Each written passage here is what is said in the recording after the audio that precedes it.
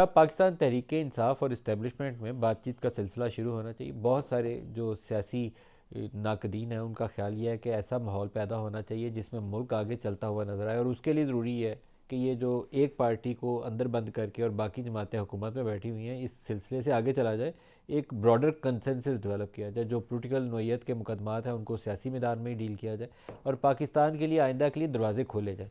अब मसला यह है कि पहले तहरीक इंसाफ वाले बहुत ऊपर हवाओं में थे, ज़मीन पे पाँव रखने पे तैयार नहीं थे। अब तहरीक इंसाफ वाले कह रहे हैं कि बातचीत होनी चाहिए, तो अब इस्टेब्लिशमेंट की तरफ से अभी मुस्बत जवाब नहीं आ रहा।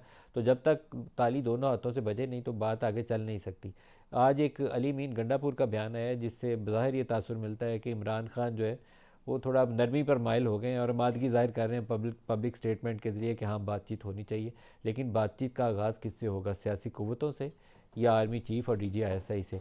यहाँ पे भी दो स्कूल ऑफ थॉट्स हैं। एक का ख्याल ये है कि सियासी मैदान में बातचीत होनी चाहिए, पॉलिटिकल फोर्सेस बैठ के फैसला करें, और फिर अगर इस्टेब्लिशमेंट को इंगेज करना है तो सेकंड स्टेज पर उसको इंगेज करें और मुल्क के लिए एक रास्ता निकालें। अगर पहले ही स्टेज ये है कि आपने इस्टेब्लिशमेंट के साथ बैठ के अंडरस्टैंडिंग करनी है, तो फिर इमरान खान उसी जगह पे पहुंच जाएंगे जहां 2011 से लेकर 2018 तक का उनका सफ़र है। हुकूमत बनाने के लिए बाकी सारों को चोर डाकू बनाया गया था, तो वो सूरत हाल मुल्क के लिए अच्छी साबित नहीं हुई। एक नया पाकिस्तान का नारा लगाकर जो कुछ पाकिस्तान के साथ हुआ, क्या दोबारा वैसे ही करना है या पाकिस्तान को बेहतरी की तरफ लेकर जाना है? ये बहुत बड़ा सवाल है, क्योंकि पाकिस्तान में कोई एक सियासी जमात नहीं बची जो हुकूमत में आने के लिए इस्टेब्लिशमेंट का कंधा इस्तेमाल नहीं करती। नून लीग भी उसी रास्ते से, PTM भी उसी रास्ते से, इमरान खान भी उसी रास्ते से। तो पाकिस्तान के लिए आइंदा का सफ़र कैसे तय होगा, शायद ये सियासी कुव्वतें आपस में तय कर लें तो सबका और पाकिस्तान का इसी में भला है। अली मीन गंडापुर ने आज क्या कहा, सुनिए।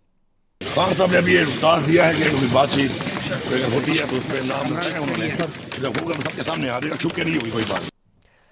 आज तो उन्होंने कहा कि मुझे इमरान ने मैंडेट दे दिया, लेकिन इनके अपने लीडर्स पिछले चंद रोज़ में जो बयान दे रहे हैं, एक कहता है कि आर्मी चीफ DGISI, दूसरा कहता है नहीं बातचीत नहीं, तीसरा कहता है पोलिटिकल फोर्सेस, तीसरा कहता है अभी पता नहीं। सुनिए इनके बयान क्या है।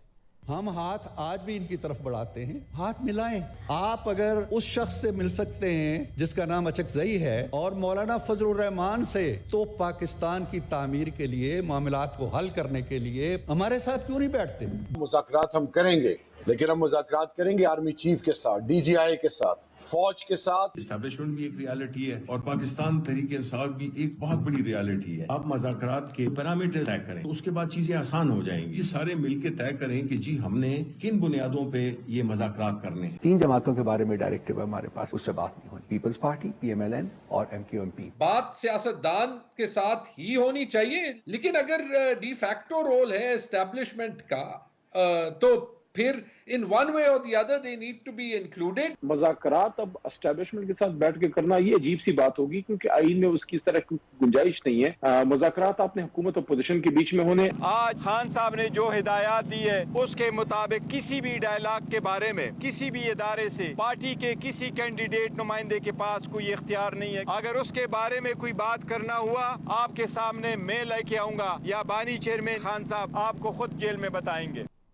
अब ये सूरत हाल है, पार्टी के अंदर से हर बयान पहले से मुख्तलिफ है। एक शर्त ये भी आयद कर दी कि नून लीग, पीपल्स पार्टी और MQM से तो बात नहीं होगी, ये तीनों जमातें इस वक्त हुकूमत में है, तो इसका मतलब है हुकूमत से बातचीत नहीं होगी, बाकी किसी से भी हो सकती है। तो बाकी फिर जो एक तो मौलाना साहब को जो कुछ पिछले कुछ अरसे कह रहे थे, उसके बाद अब उनसे जफ्फी डालने की कोशिश कर रहे हैं, उसके अलावा तो बड़ी कोई जमात पीछे बचती नहीं। फिर इस्टेब्लिशमेंट ही है जिससे आप डील करना चाहते हैं, तो शायद वो रास्ता जिस वक्त तक वो दरवाज़ा ना खोलें, फ़िलहाल तो वो बंद नज़र आता है। मौलाना फजलुर रहमान के लिए भी आज अली मीन गंडापुर ने एक बयान जारी किया, दिखाइएगा जी। वो मौलाना साहब को तो मैंने हराया है। मौलाना साहब अगर समझते हैं कि उनका मैंडेट चोरी हुआ है, मैंडेट तो हमारा चोरी हुआ है। मौलाना साहब का मैंडेट चोरी नहीं हुआ, मौलाना साहब से धोखा हुआ है।